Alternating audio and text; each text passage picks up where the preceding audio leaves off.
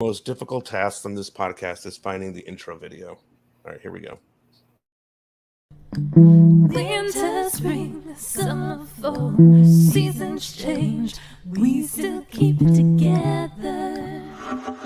Hey Beverly Hills 90210 fans, are you ready to dive deep, episode by episode, storyline by storyline, character by character, as we break down the making of your favorite zip code, with your hosts, Charles Rosen. Did I say that? Harry All this Mullen. heinous thing about the real person, and we're going, what? We're getting rid of this guy. Pete Ferrero. I'm feeling wonderful.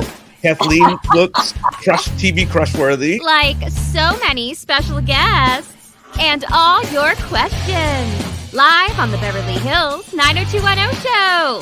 Oh yeah. Everybody dance now. Okay, here we are back on the Beverly Hills 90210 show. It's been a couple of weeks. We've been putting things together and all been very busy in our lives. It's good to see our friends Chuck and Larry. Charles, how's everything going on with you? What's happening, man? Oh, well, granddaughter's getting better, responding well to treatment. That's the number one part. It's good. We are, as some of you know, we've been doing some battles with the city of Los Angeles over some land use issues here in Venice, and we seem to be making some headway in that, so that's a good thing. And the team with the best record in baseball plays in Los Angeles. So Well, there you go. pretty good things going on. And how about for you, Larry? You've been out and about doing things. What's it like to be back in LA? By the way, how is everything going on with the whole Construction? the construction? That's really important to me. we're very, very close. We're waiting for inspection now to get our scaffolding down. So Is the scaffolding done? We're Is going the to free the building soon. The scaffolding's still there. up.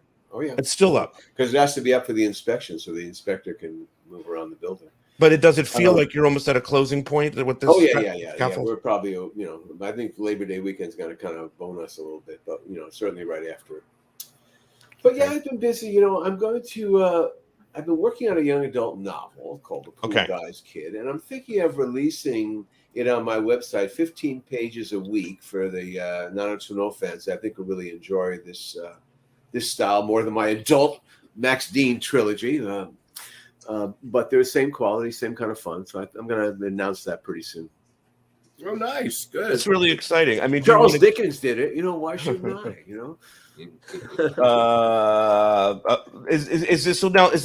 How is it going, Larry? Do you want to give us any teasers or what people can be looking for in this? It's about a West LA kid whose father cleans pools in Beverly Hills, and he gets wrapped up in a big murder scandal investigation, and there's romantic triangles in it, and danger, and same crazy stuff, and hopefully some humor. I think it's pretty cool. That's what I've been doing. Well, that's very cool, man. Well, a lot's happened in the world of Beverly Hills 90210. Of course, we're talking about Denise Dowse today, who I don't know if it was shockingly passed, and it's a surprise to me. I don't know about I didn't know that she was ill for a long time or anything. It does feel like it was pretty sudden. And we're going to do a whole show here, so show some clips. But just generally, Chuck, what did you think of what happened? And it's been a rough period of time for us here, with Jessica passing and then Denise passing, and it feels like, this is what's happening these days. What's your thoughts on all of this? Well, Pete, I don't know. She comes on the show. We do the show. After the show, I look to you. I say, Pete, do you think Denise Dowse looked okay? You say, yeah, she looked fine. I didn't think she looked so good, and I guess I was right, unfortunately. She didn't look the same. She did not look the same as her, right? No. How we remember her, for sure. But she, Denise and I, oddly enough, my best memory with Denise happened years after the show was done. Because prior to the Beverly Hills 90210 show, there was a podcast called The Blazers. And I just want to say, for the record, we've never talked about them here, but I used to listen to you on The Blaze. I loved them. They would put you in the center of the show. I don't know what they were talking about, but then all of a sudden it would be like Chuck's Corner, right? And Chuck's then Corner. you would come on, and I was like, this guy has got so many interesting things. The show should be just Chuck's Corner, and that's what Beverly Hills 90210 show really came about to be. Well, it was with good Larry, that of course. way. That way, I would do my corner for them. We would pre-record it, and then I never had to listen to the podcast. You made me come on the show live, and I had to listen to all of them. So, Right. I always appreciate that, girls, ladies. Who, Yeah, and they're really great, and they are the originators. We can't diss them. They started this whole thing. They had a different point of view, and I appreciated it. It was a very looking show with a feminist lens, and I kind of wrote the show as a young women's show, Sure, on a young boys network. So I found some simpatico there, but what they did, I think it was after the first season, year we did together, maybe second or third. That was the third season. They decided to do a staged performance of the Donna Martin Graduates, and in which I was cast to play Mrs. Teasley. Denise was cast to play Mrs. Teasley, but I was cast to play the superintendent, and Gabby was in it, and it was directed by my favorite theater director, Lindsay Rosen, and we did it in Beverly Hills at the Fine Arts Theater, and to a packed house.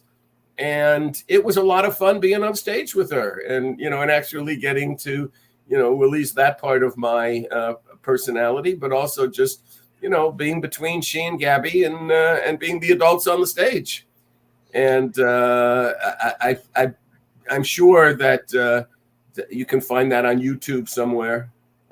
Yeah, I hope so. I mean, if the Blaze is out there, let us know where we can find that. And by the way, again, anytime the girls from the Blaze would like to come on the podcast and talk about their experience talking about 90210, I would love it. Larry, what about you for Denise? I don't know that you closely worked with her because no. She came on. She was in the Dreams of Dylan McKay. She was probably in the Ian birthday party greetings, I think, in 77. And then she was on the podcast, and she was a real light on the podcast, especially the Christmas show where she kind of came dressed up. That was fun. Looked like a little elf there, and brought a lot of joy and good tidings, which was fun. No, thinking about the character, because again, I didn't work on it, but when you think about what was great about that character, it could have easily been a villain character like Dean Wormer or something like that, where so it's the principal, it's an authority figure, right? But she was able to balance that line of being a disciplinarian and also loving these kids, and that's what made her beloved as a character on this series. And it's to her credit, and Chuck and Karen and everyone else who wrote those high school years to be able to deliver that kind of a character for us. And that's why she's so important. Chuck, do you remember? I think Denise played something else initially before she was Mrs. Teasley. I don't have what the specific of that was, but do you remember her coming in to read for this Mrs. Teasley? And was that what it was going to be, or did that sort of develop in time based on her performances? Do you remember that at all? I don't, unfortunately. I wish I did. If you go into the cast numbers of times that you with the IMDb, I'm pretty sure she shows up on 90210 in some other role first, and then she becomes this. Well, that made sense. What seems to be is that what happened is that she was really good in that role. Mm-hmm. Our casting director, Diane Young, liked her, and most likely was having some trouble finding people to play the character. Knowing what she would anticipate what me and Mr. Spelling would be looking for. I have the info. She first appears on 90210 in the 17-year itch, which is probably why it's so forgettable to you. But she's Professor Harriet Welkman. She's a professor. The twins. She did the twin study. Right. Yes. Yes, that was a very clever. That was my favorite part of the 17-year-old itch. That was Brandon and Brenda go to be part of a twin study at UCLA. And I guess it was just, so that episode was really the first episode that Paul Wagner did. Okay. So, maybe Paul had something to do with bringing her on in the beginning. And then the idea of, well, Paul likes her and bring her back for this recurring role, which we knew would factor into multiple episodes, just by the very nature of Steve Sanders was going to get in trouble and somebody had to have scenes with. When we first see the high school, there is some sort of, I don't know what he is, but he's like the principal, right? We see a guy that's sort of the authority figure there. Did that not work out? Like you had, and Mrs. Teasley came in at some point. We never get that in. We don't know what happened with the staff. We don't get all that backstory. But at some point, that man leaves, and we get Mrs. Teasley. So was there a need for this? Like, we're going to bring this person on. She's going to do this thing with Steve. We need someone that's going to be there for graduation. Is that sort of how it came up? And what happened with the other principal, if you recall? Well, the other principal would be in the same category as before there was Jack McKay. There was another father of Dylan McKay. Fair. There were 10 fathers of Kelly. Kelly Taylor too. Yeah. You're not gonna get an actress of Denise Dowse's stature to come in and play one line or be a glorified extra in a thing. So you have to go, well, we need somebody now. This is where we're doing it. And, did I ever expect there'd be people like Maggie in the world and Lisa that would know every effing thing that ever went on in the show from any, and forget, what about Professor Weiss? Weiss, I could have never conceived that there were people watching the shows that closely. So I thought I obviously thought it didn't matter. We will get away with it. And although we didn't get away with it necessarily because there were so many good people scrutinizing it, it didn't matter who played before, because once Denise Dowse became Mrs. Teasley, there could be no other principal for West Beverly High. A couple little podcast notes I just want to mention. Larry has found Diane Young, and she was a casting director for 90210 through the first 7 seasons, I think. And she is going to come on the show in September. She's really excited about this. She has notes. She has notebooks. So this is we're really going to get into. She'll know the Mrs. Teasley stuff. She notebooks. Is How did this go? How did that go? Not going to be. This isn't working. Having Diane Young come on the show and talk about stuff. What I want to do with Diane is have her talk about every season. Same. Yeah, exactly. No, I can't wait for this, Chuck. Like, I'm so you have no idea. We're going to dine out on this for months. Oh God, this is going to take us into sweeps, right? No, but we could go character by character. We can look at guest stars, who was up for the roles. She has notes. This is the thing that's really fascinating. Yeah, so she doesn't have to recall it from memory. She wrote a note, So. And I believe that if Diane Young wasn't the first person I hired on the show, she was the second person. So this is going to be, for the 90210 fans that are like, what's going on with the podcast? We're about to go character. We're going character driven now with Diane Young. She's going to help us figure out some of the characters and how they were created and then who was casted and all that stuff. So we're she's never spoken. And if she's got books, we probably can find some names of people who became later famous doing other parts. I think that's who didn't even get to come in and read for the producers. I want to ask you guys, because the other thing too about the podcast is I'm curious, this is the 90210 show came, and you mentioned The Blaze and you mentioned Sherry Weiss.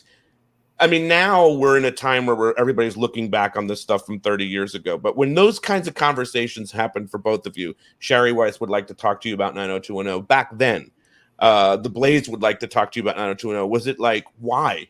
Why do they want to? What was your feeling then? Now we're here, of course, but what was your feeling then?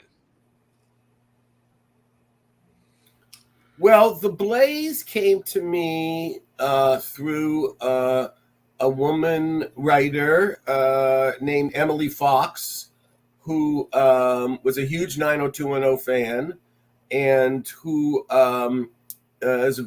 actually was one of the writer producers, coincidentally, on the show that Lindsay worked with, Zoe's playlist. And and I also did a pilot with her. Pilot didn't get on the air, so but I was the showrunner if it did, that she wrote and produced. And then I believe we wrote one pilot together too. My last pilot, what ended my term in show business, was from the woman who introduced me to the Blazers. And I never held that against the Blazers, and really don't even hold it against my friend Emily. Just a little bit, Emily. They dissed me. They never ever reached out to me at all. I always felt that they should have, but I had no interest. Okay, but Sherry Weiss did, right? So how did Sherry you feel? did, yeah. Oh, it was kind of like a voice in the wilderness, really. That someone remembered the thing. We really weren't clear that it was really right, as iconic as we assume now. I mean, now we didn't realize that there were all these fans out there in generations of people watching. With the Blazers, I tell you, so I listened to the first podcast, and it was about the third episode from the first season, one-on-one. And some of the points that we were making about race went right over their heads. No offense, but it did. Right. And I wrote them a letter saying, guys, you should have talked about this. You should have talked about this. You should have talked about this. And you should have talked about this. And they said, well, why don't you come on the show and talk about those things? So I was able to use it as a kind of, this is what was going on in the 90s, because at that point when they were doing it, 2010, whenever it was, and Obama was president, it was a lot easier to make fun of a culture that hadn't fully woken up, as it were, and they were doing that so a little bit. So I had to, stand up for the compromises that we had to make to survive the 90s. I think, let alone the 80s, guys. If you want to know what it was like working for networks in the 80s when Reagan was president, and you're writing political social drama, that's another kind of podcast. But that's a different business.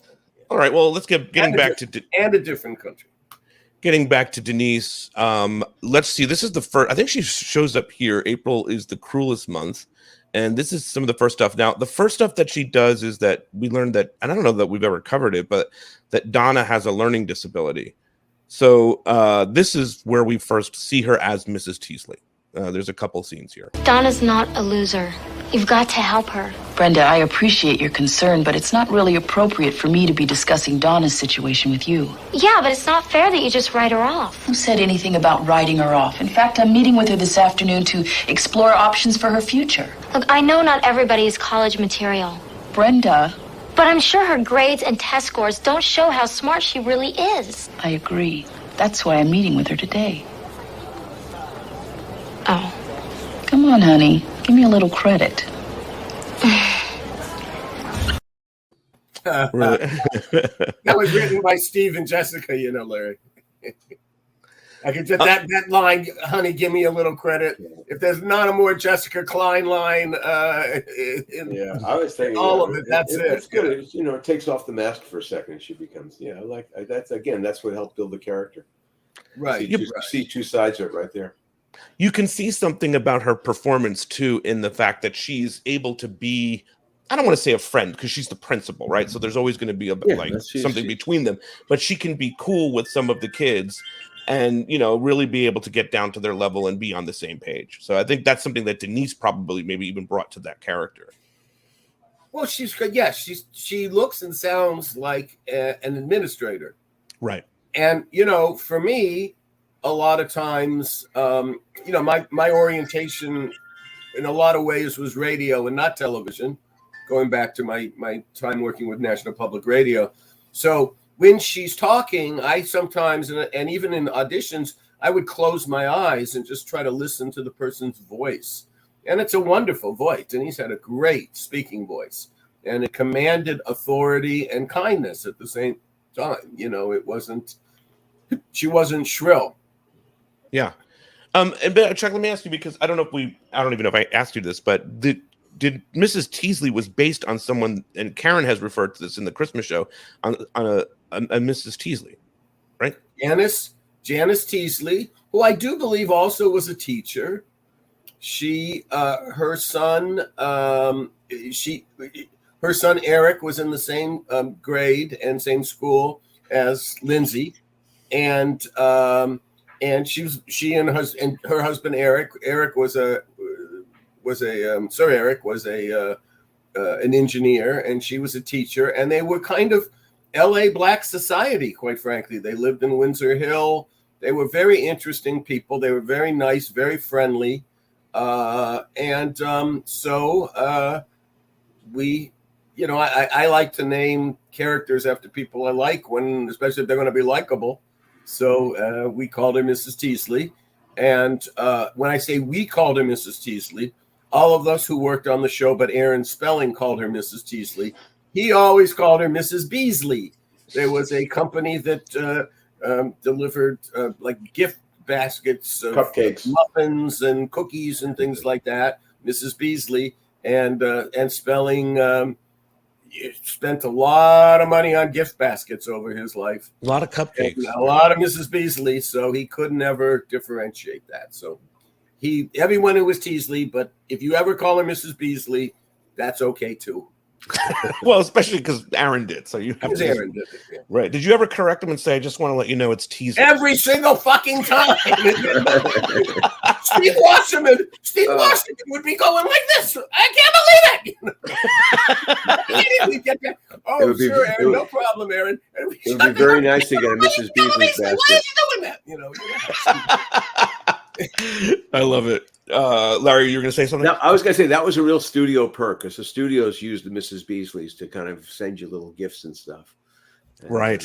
It was really kind of a standard of the industry. I'm sure it doesn't exist anymore. You think it does, Chuck, or no? I think if it is, it's on the last legs. Yeah, exactly. Of course, Barbara's Place, the typing pool. Yeah, Spelling kept that alive long after it deserved to be put out to pasture. Here's another clip. Of course, the other thing that happens is that Dylan gets accused of cheating. I'm going to ask you about that too, Chuck. But here's the scene where Mrs. Teasley lets him know. You want to see me? Yes, Dylan. Come on in.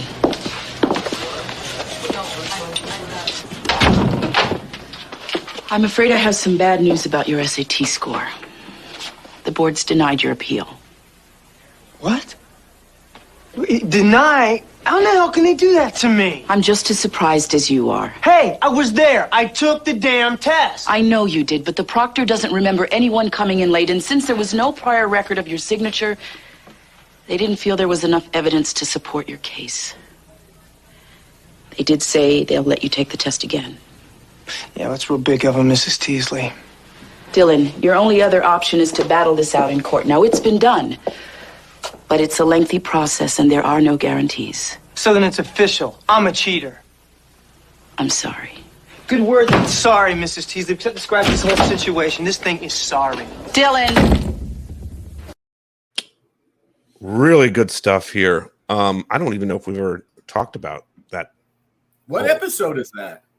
I don't know. And I cut the clip. But I mean, please help us identify that episode. But that was a big thing that was going on, is that he supposedly cheated. He didn't leave it. He left his name off, right? Isn't that what happened? Well, in real life or in the episode 90210. That's it sounds like a Wasserman story. No, this is a story of one of my closest friends in high school who did not take his SAT at the high school with everyone else. He took it in Palm Springs, and he came back, and everybody started comparing their scores, and his scores were better than people who were arguably much better students than our friend Jackie. And by the way, one of those being me. And so it was, we all like, oh, well, and he said, I don't know. I just kept guessing, and I guess I kept guessing right.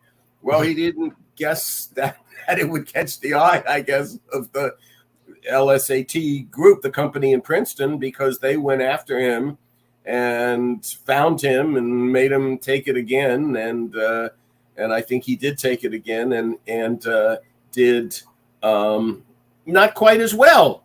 So, no, you're not going to Stanford, young man. You're going to University of Oregon. But anyway, that's the real story of that happened while I was in high school. That's Rebel with a Cause, that episode, I think. Rebel with a Cause. Yeah. Oh, okay. I'm sure that's a title Luke loved. Anyway, because he never liked this James Dean comparisons. Yeah. But if you remember in 90210, I believe that this was the time that it was senior year, and when he went up to see his father, when he wanted to get out of town, and went up to see his father, ran into the older horsewoman. Yes. That's when he took the LSAT. That was in that period of time. Yes. And nobody knew him, and maybe he didn't. I don't remember all the details. We'll have to look at it, maybe. But we used it as a point. Look, if Luke wasn't, if Dylan McKay wasn't really pissed off about something and feeling persecuted, there was something missing in our story arc. So we allowed this to become that for a while. And I think then it also made it be kind of a variable about, well, where's Dylan going to college? Yes. So it was a mark. It's something that had to be done and taken care of, and perhaps factored out why the character would not have gotten accepted to Berkeley. Right. Really good stuff, though. That's where he wanted to go to school, and he was not accepted. That's right. Really nice stuff with the two of them, though, in that scene. Larry, what did you think of that? I didn't know the background of the thing, but no, it's always great to watch Luke go off. All right, let's take a look at this here. This is Mrs. Teasley at Christmas. If you had given us sufficient notice, perhaps your spaces on the bus could have been filled from the long waiting list of students who would have been happy to join us at the Alvarado Street School today. But at this point, unless you have a note from your doctor saying that you have pneumonia, and I want to see that chest x-ray, I expect to see each and every one of your smiling faces on that bus. And I mean immediately, if not sooner. Move. Dashing through the snow. Oh, it's such good stuff, man. That is so vintage, Karen, and I want to see the chest x-ray. Anyway, but this is Mrs. Teasley. It's fun, but she's showing her authority a little bit different, right?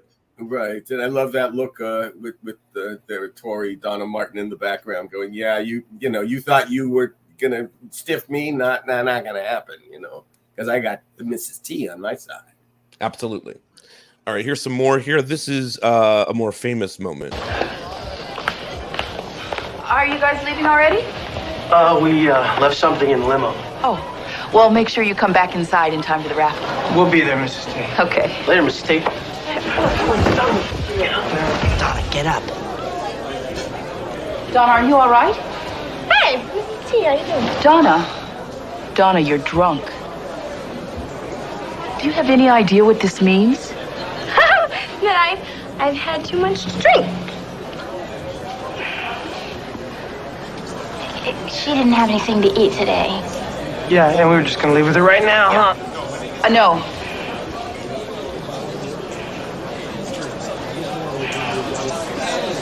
We'll take it from here. Thank you. Big moment. Iconic moment, right? She shall always be remembered. That's absolutely. I like that she reluctantly had to take it from here. Yeah. She didn't really want to, but she knew this was had they made such a big deal about it that indeed she could not use discretion and bury it, which is what administrators can do. This is gave the character dimension.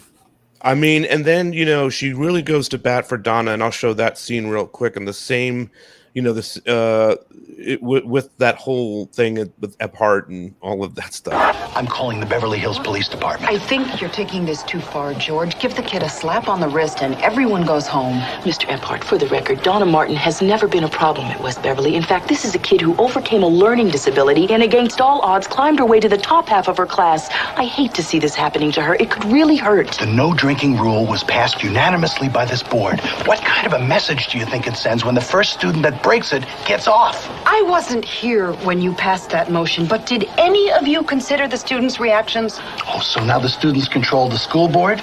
I don't think so. What do they think this is, the Vietnam War? Well, I am not caving in to a bunch of hippie wannabes. With all due respect, sir, there are over 500 students out there. I don't care how many there are out there. We'll call parents, we'll notify colleges, recommendations will be revoked. You can't do that. Watch me. This is really good. I mean, I love Gephardt so much. He's so good. He's so believable. But she, when we do the tribute show to him, we'll play that clip again. But Denise was really powerful in that scene. She took it on. I mean, that's something that I don't know if we were seeing all the time on television, someone that would stand up, a woman, she was a student advocate. She was an advocate for her students. I mean, she understood the whole context of Donna, and it's great. Really, it was great to hear it, the information there, the call back to the learning disability, all that stuff. That's what made the series. What do you think of her performance there, Chuck? Well, just also, I think that the one thing is the 500 people out there, 500 kids, and just loved it. The absurdity of this guy saying we're going to rescind all their recommendations and that, because I actually got a recommendation. My principal rescinded a recommendation to me. He threatened to do it. I had to tell him, Dr. Robertson, I've already been rejected. Stanford's not going to care. I'm sorry. Hippie wannabes. Yeah, hippie wannabes, and the Vietnam War. That probably was more if this would have happened in the late 70s. Early 70s. Certainly, the Vietnam War would have been appropriate, but this kind of action did happen in the 70s, so it seemed to have the reaction to it. Somebody would evoke that. Seemed fair. Someone who went to Berkeley. Fans of the podcast to know that I have reached out to Gephardt multiple times. He's a rabbi now, and he will not do the podcast. He's focused on rabbi work, and he doesn't want to talk about his acting anymore. But I have tried multiple times to get Gephardt on the show. I didn't know that. Yeah, and he is so incredible. Tell him we'll come on, and we'll talk about his feelings about the Palestinians, and we'll get in a couple of 90210 questions. Okay. But he can say anything. He can say anything about the state of Israel, or he can use his time to talk about the need to why there should not be intermarriage. Anything this guy wants to talk about, let him talk about. He's so good in this in 90210. I mean, it's really. I mean, truthfully, Gephardt. I mean, he's a very good actor, and he gets everybody behind Donna. You need a really good. He's not a villain, but he's really convicted in his his principles. He's a villain. He's a villain. Okay, fine, but he's convicted in his principles. You know what I mean? He's a heel. So I mean, he's a really good bad guy in this scene. Yeah, you need him. Of course, there's the whole thing. We've never dived into Legacy Key because I don't know if Ian will ever come on the podcast to talk about it. I hope that he will one day. Please DM him and just say, please go do that on the 90210 show. I know he's busy with lots of things going on, but he does become at the center of this, and Denise is involved in it. I have the clips of the resolution. Do you want to talk about the interplay between them when he was caught and all of this stuff with this? Well, only that for the purposes of what you have, only for the notion being that he was probably not going to graduate because he was doing detention. He had broken a significant set of rules relative to cheating, and she really had no patience for him, even if she did think he, had a delightful sense of humor and could be very amusing, and could see why other students liked him a lot. And this, she, no matter what her feeling, I mean, he was a troubled student who would get in trouble, and that made her life more difficult. So, as everyone, many people know, in one of our big production moments, Steve gets called up and sitting in the right seat, has the right ticket to be able to try a halftime shot at the Laker game. He sinks it. He wins thousands of dollars. And all of a sudden, there's a donation made to the school that we use to be where the Christmas events were in this, a school that was losing its the school district no longer would support because they didn't lack the resources, and he made that donation to allow. Well, let me show the clips, Chuck. I have those clips. Okay, you could have showed the clips, and I wouldn't have had to fump all that on there. But sure, Pete, make me fump. Here we go. All I could say is 10 years from now, when you have all forgotten what you won in the senior poll, you will have forgotten what you blew the 10 G's on. Don't be so sure about that.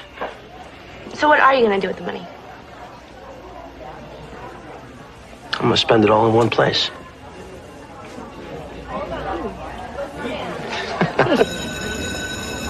It was the strangest thing. A messenger dropped off a certified check for $10,000 payable to the Alvarado Street summer camp. I can't believe it.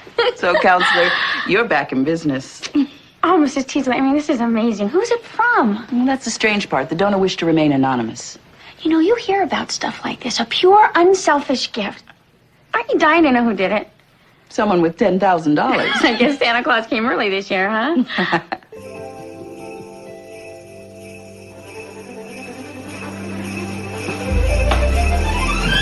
No.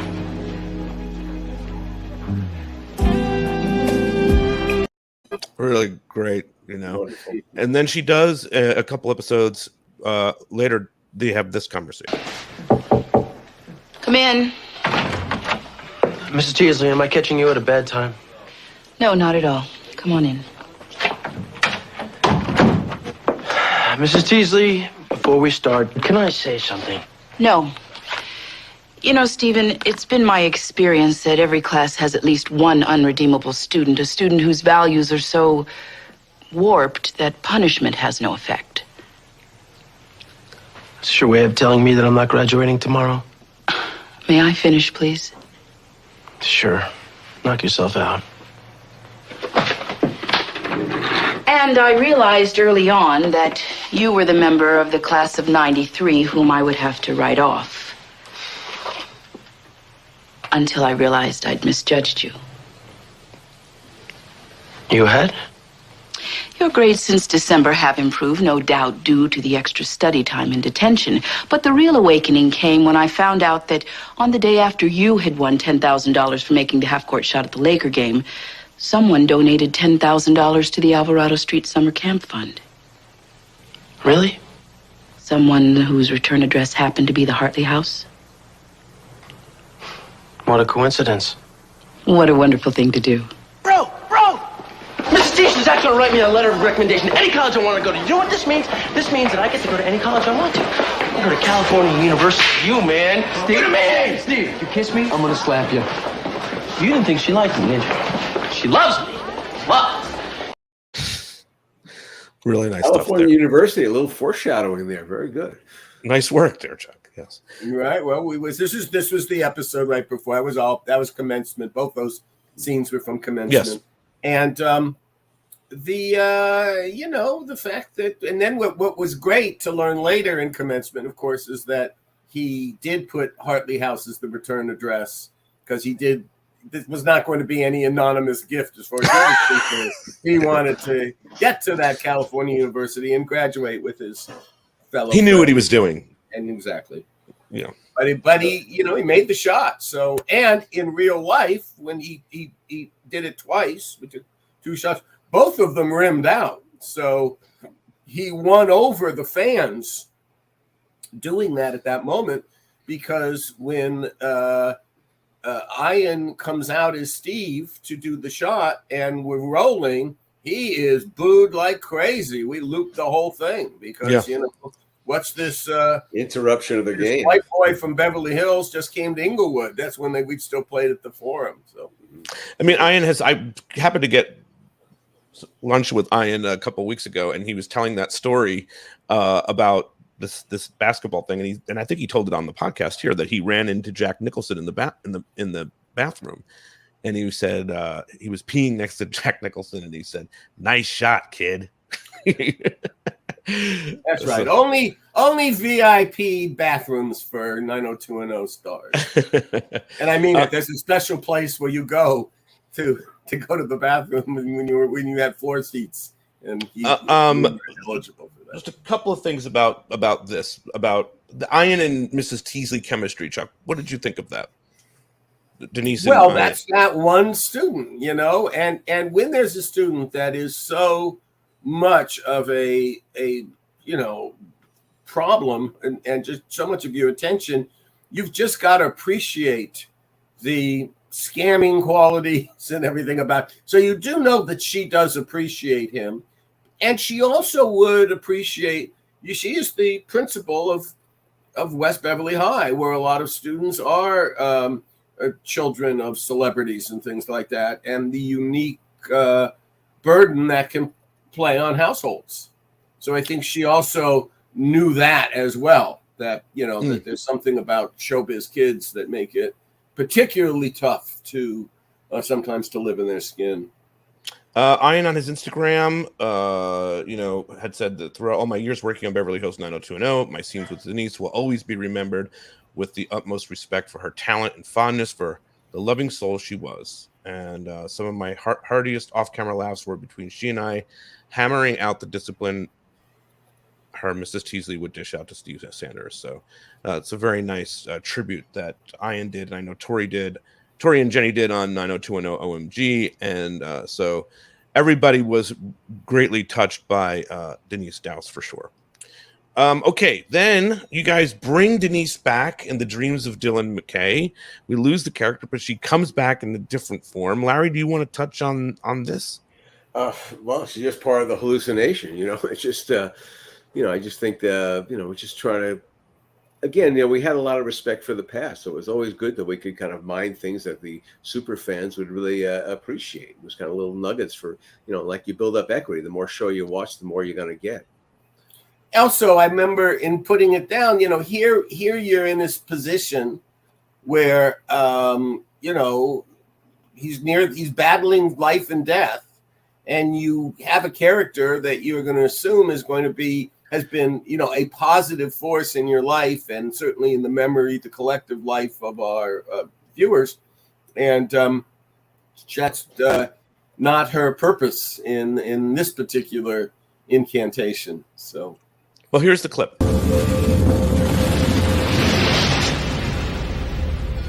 Welcome back, Mr. McKay. We thought you were a goner there for a while. How are you feeling? A little weird. Well, that's what happens when you go into a coma. You look like my high school vice principal. Do I? Mrs. Teasley. I know the doctors are anxious to give you a thorough examination. Dylan, we've been so worried about you. What did you start doing speedballs for? You remember Suzanne and Kevin, don't you, Dylan? And their daughter, Erica? You remember them, right? Clearly, he's been through an ordeal. Well, he'll feel a lot better once we give him this injection. Please help me, Dylan. Help! Please help. Dylan,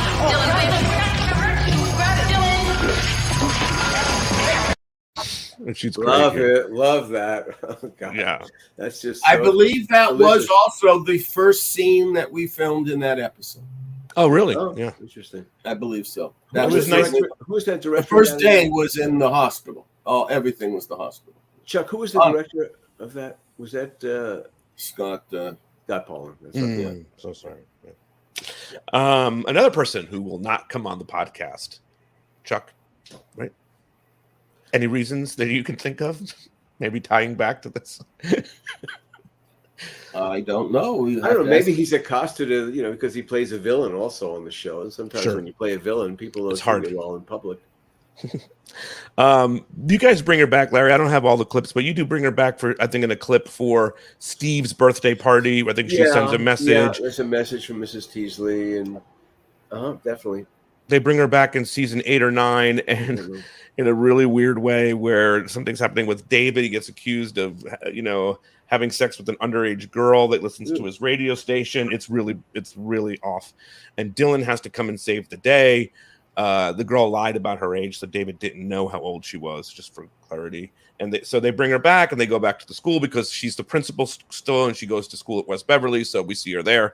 And then they bring her back at the finale, for the whole for Donna's wedding. And I have a small clip of that, and I know you guys don't love watching that, but it's very short. So okay, ready, set, go. Start your Go. Help. My bachelorette party blows. I'm sure. Yeah, well, that's just one. Right, and if Larry and I would have written it, it wouldn't have blown, Donna. For sure, that's a valid point. And my point is, did you see who was at Donna's bachelor party? This is the season 10 finale. This is the last episode of the show. She doesn't have Claire. She doesn't have, Emma Caulfield. She doesn't have anybody that you might want to bring back in any way from 90210. It's Mrs. Teasley is in her bachelor party. Her mom, obviously Lindsay Price's character and Kelly. But, I think Valerie does stop by. But, all the different people that could be in this girl's that she's known and she's interacted with in the series. And this is the people that they bring to the what was the point? Just go all in. It's the end. Right? Do you have any idea why they wouldn't go all in at the end with everybody coming back? They didn't know. They didn't know any better. They might not have known the past. I would just say, whether it was number 298 or 200 or 198 or 98, or it doesn't matter what the number is. This is an episode that was produced by Spelling, and they're going, budget. Don't want to pay the money. Who do they want? Those people? The fewer, the better. Was Gabriella in the episode? Gabrielle's there. No Brandon. Brandon Jason had already left the show. Puts a videotape together. You know what I mean? And I think everybody would have at least liked to see Brandon at the wedding. We could talk about I think he does. Hasn't Jay kind of apologized for not being there? He has said that. Yeah, he has said that. Yeah, in real life, yes. All right, and Denise, we're talking about all the contributions that she's made on in 90210 in the universe, and of course, you guys alluded to it earlier. She definitely came on this podcast a couple of times last season of our podcast. I guess she put a little video together, and she was in the London thing that we did. But the previous year of the Super Deluxe Christmas Party, she appeared with Mark, Kylie, and Gabrielle, and I have that clip of her return and all of that. We've got the faculty here. Larry. Great. But Mark and Denise, we couldn't do this segment without this person. I'm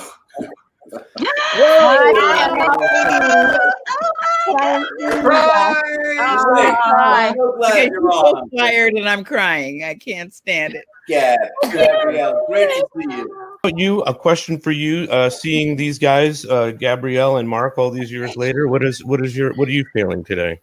Well, it's so interesting. We're at the holidays, and Mark, I haven't seen you in forever. But we were like the grown-ups. Yeah. And but what we were received with grace, because at the end of the day, the show wasn't about us, and it's Gabrielle saying about us being the anchors, and I think that that's who we were, because the story was about kids, and I've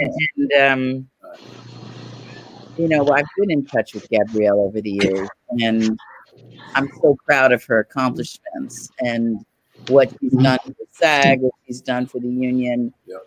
But we touch people's lives and we entertain. That was And the you have best a big one of part my in life. my heart because the way it worked with character payments is whoever had the first episode with a character in it got paid a few $100s every time she reappeared. And I got the character payment for Mrs. Teasley. So it's Thank always a you. pleasure. It's a wonderful time of year. I hear you. It was the one that we started the show with Dawn and the learning disability. With, April. give me a little credit, dear. Yeah. This was a lot of people don't know we just did a thing with Pluto TV a couple of weeks ago, and I had reached out to Denise about joining us on that that thing that we did, but of course we didn't know what was going on with her at that time. But she would definitely have been there. I know she was always asking to participate and be a part of the things, and was just so appreciative to the entire 90210 universe. And I know Darren Martin has met her and that group of people, and so every time I reached out to her, she was always an immediate yes, and she just wanted to be a part of all of this. And she told me one time that she looked at her time at 90210 as a blessing, and that all of this that came from it and all the people that have reached out to her, she will always be grateful for. So she has had that conversation with me, and just an absolute wonderful person. And I only got to know through the podcast. You guys have known a while, so any last thoughts that you guys want to say about Denise? Larry, I'll go with you first.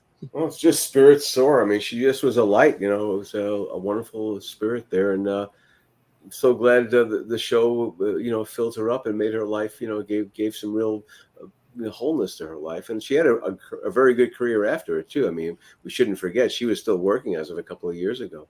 Yes. But it's disturbing, seeing obviously Jessica, too. I mean, these are young people. I mean, they are young people. Younger than Chuck and I. Mm-hmm. Yeah, I know. And like I said, one of the things given what my role was on the show, that I think Pete is always very surprised to find out how little interactions I did with the guest cast once they were cast. There were very few actors that really became, this is one of Chuck's guys or friends, and made a point. Mark Kiley being one of them, or sure. Mark Damon Espinosa. They were the minority. Most of them I never saw. Denise was someone who was always great, and we'd be there at the holiday parties and whatever, and always be very nice that way. But really, it was really that one time when I got to perform with her on stage, and she's delivering those Gephardt lines that we saw to me, because I'm Gephardt, and it was really, really, really good to be there. And she was always very warm. And when we did come to that final day of shooting, where of the wedding in you were there, right, Chuck? You were at the season 10 my finale. kids wanted to go, so Karen and I, we were all there, and Denise was there as well. And I remember seeing her there and taking pictures with her and the family that are on. We have this thing that rotates pictures in our living room of the family collection, and every once in a while I'll see Denise's smiling face from that day. So. Well, she was very touched, and she was a big part of my 90210 growing up, and we all have something that she did. We kind of covered those here today. So this has been the Mrs. Teasley episode. Much more cool stuff happening here in the 90210 show. Like I said, Diane Young is coming, and we have a lot of other episodes to catch up on. So if you guys want us to do something specific, watch along, or some episode that you want us that we haven't covered yet, let me know what that is, and we'll be happy to do that for you. We're taking requests. Okay, guys, this has been great. Good seeing you both, and we will catch up next time. Bye-bye. Bye-bye. Thanks, Pete.